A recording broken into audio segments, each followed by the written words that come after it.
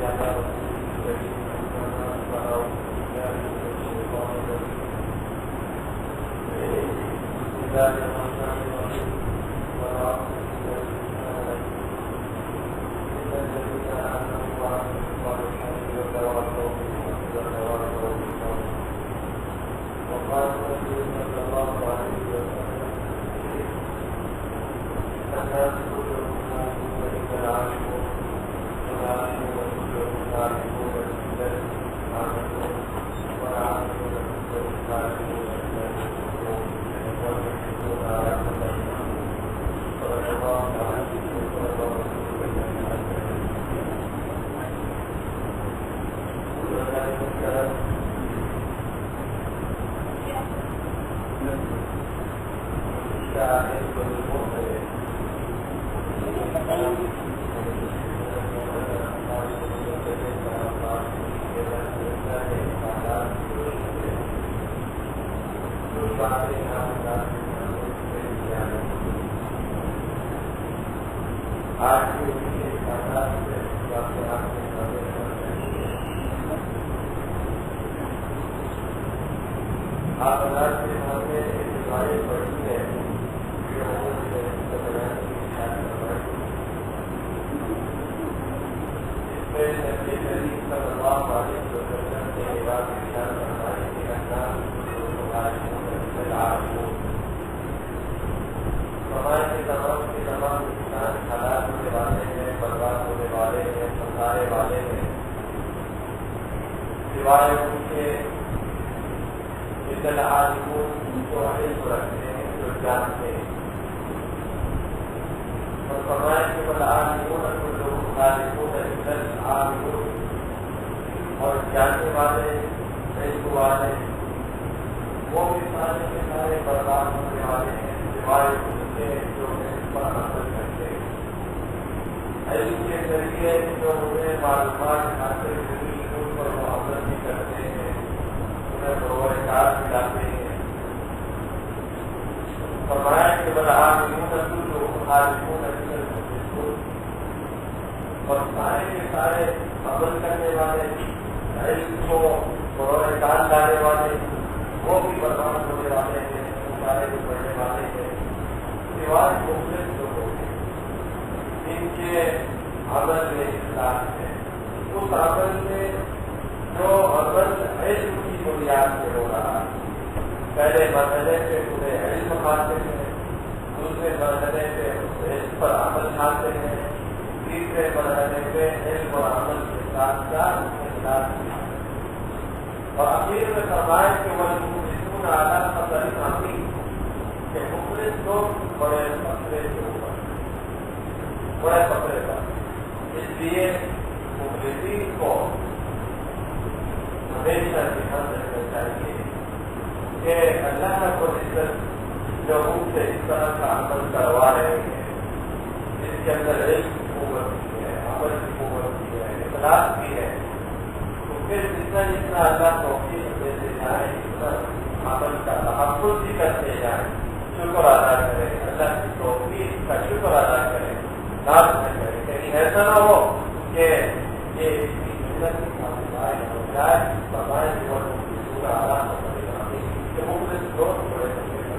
کہ انسان اپنے اندر اپنی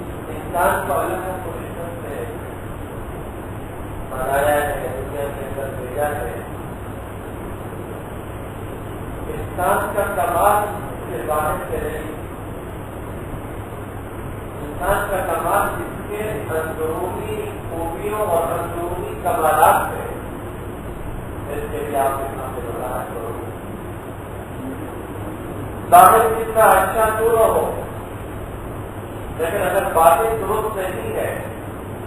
انسان کا کمال اس کے بعد میں سے نہیں ہے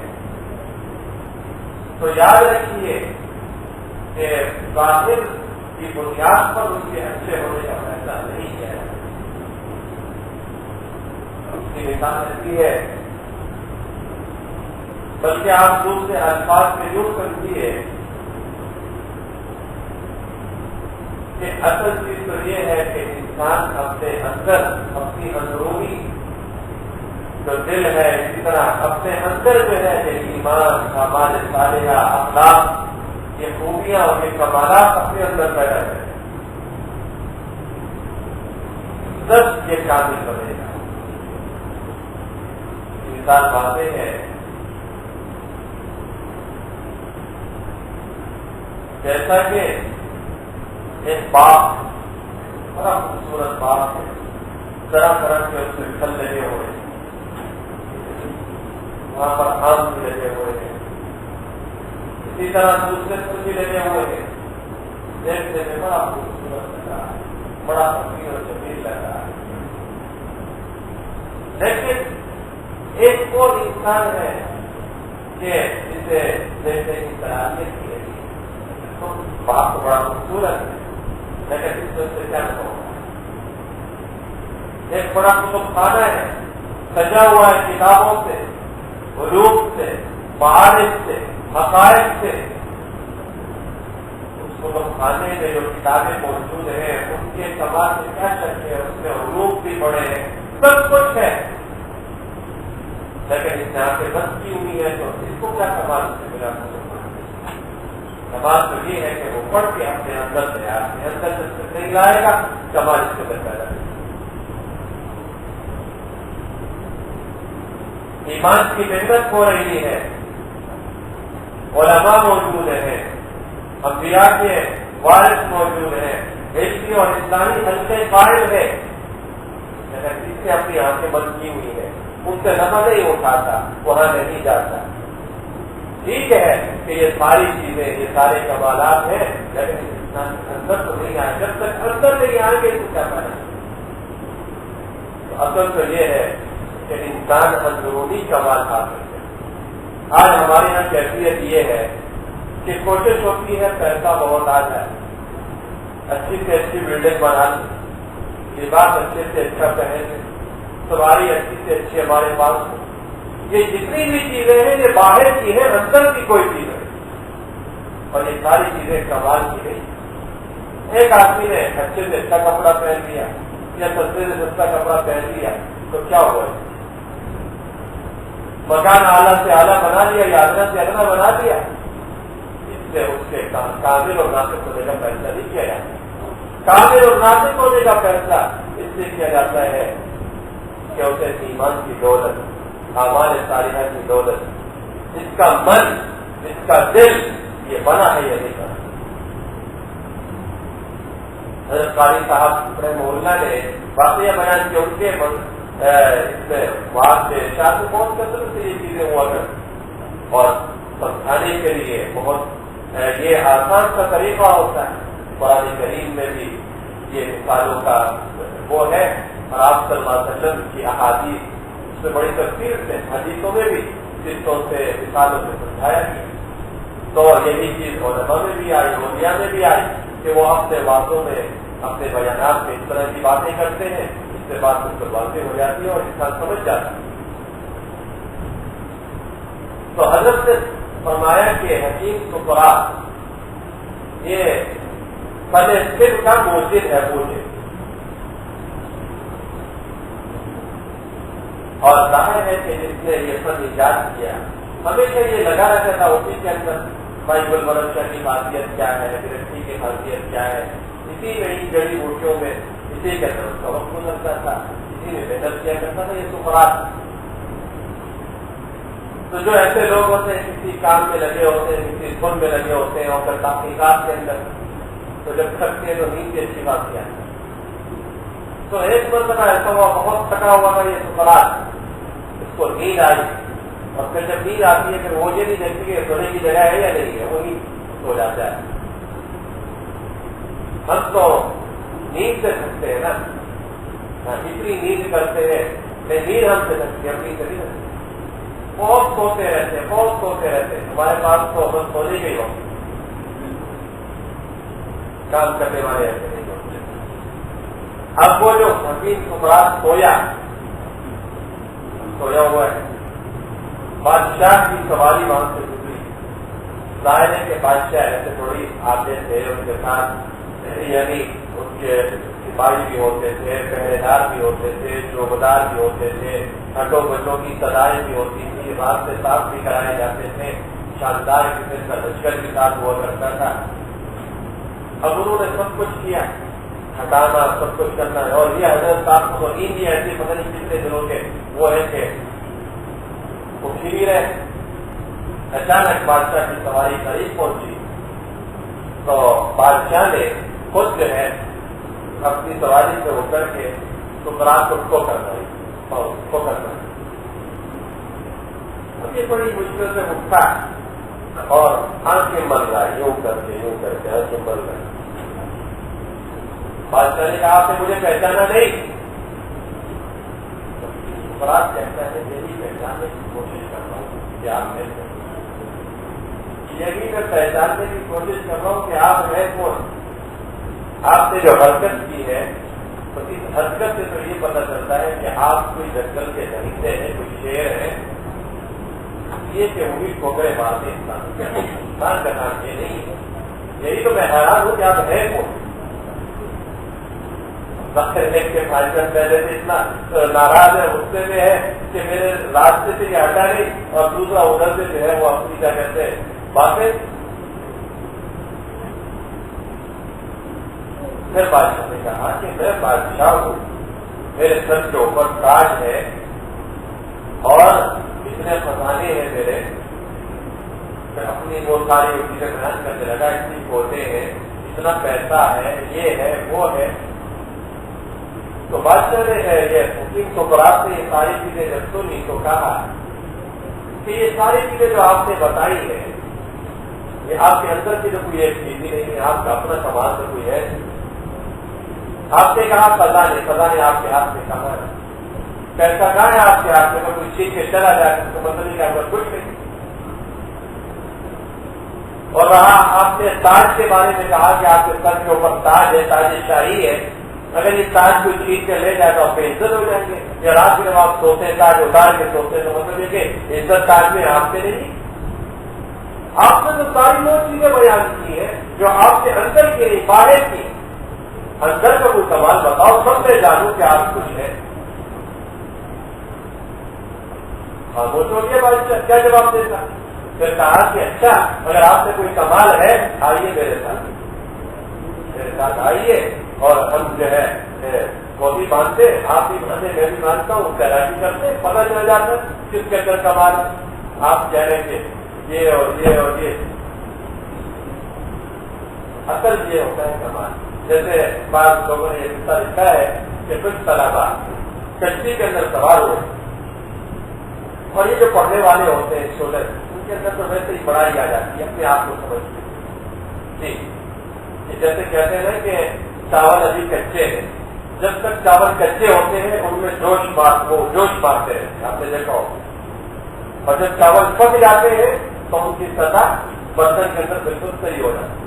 اسی طرح جن کو ابھی تھوڑا سا علم سے تعلق تھوڑا سا، تو وہ جوش مارتے اپنے آپ کو منوانے کے لیے، جی شہرت پتہ نہیں کیا کچھ، لیکن جب وہ علم کے اندر کمال کو نصیب ہو جاتا ہے تو پھر وہ کیفیت نصیب ہو جاتی ہے کہ پھر اس میں چاول پک جاتے، اسی طرح وہ رہتے۔ اتنے بڑے بڑے باعمل علماء آپ دیکھیں گے، باصلاحیت فن کے لوگ، چاہے وہ دینی حوالے سے یا دنیاوی حوالے سے، ان کے اندر آپ دیکھیں گے توازن نظر آئے، جھکے ہوئے ہو۔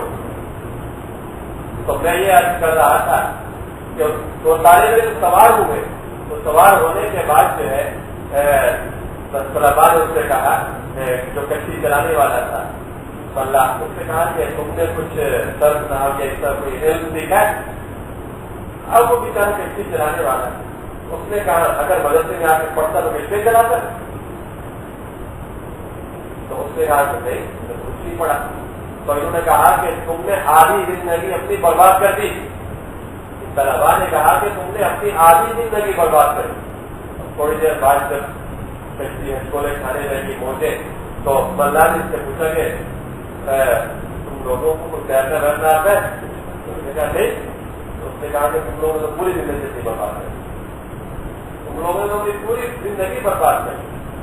اصل کمال یہ ہے کہ انسان کے اندر ہو، جس سے وہ ہے بہت بڑا امام گزرا ہے نحو کا، بہت بڑا، بلکہ اس نے کتاب جو لکھی صرف یعنی یہ عربیت کے اندر اگر کہا جائے الکتاب تو سیدھا ذہن اس طرف جاتا ہے کہ مراد اس سے ابل کی کتاب 4 جلدوں میں چھپی ہے، بہت ذہین کتاب۔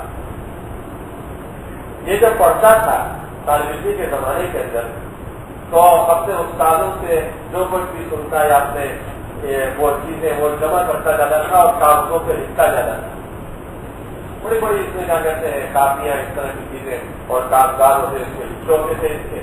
تو ایک مرتبہ روٹی جو ہے اس کی جو تھی اس نے یہ کیا کہ اس کپڑے کے اندر جس کے اندر جو ہے نا روٹی رکھتا تھا اس کے اندر کاغذات بھی رکھی ہے، کاغذات بھی اسی کے اندر ہے، روٹی بھی اسی کے اندر ہے، یعنی ایک پوٹلی ہے اس کے اندر اس کے کاغذات بھی ہے جس کے اوپر اس کا علم لکھا ہوا ہے، آسان سے سنی ہوئی باتیں لکھی ہوئی ہے اور ساتھ ساتھ روٹی بھی ہے۔ اب کتا ہے، اب کتے کو جو تلاش کی روٹی کی اس کو صاحب یا سر کے مطابق سے کیا مناسب، جو طلبا یہ پڑھتے ہیں تو سب سے زیادہ پریشان اسی ہوتے ہیں جی۔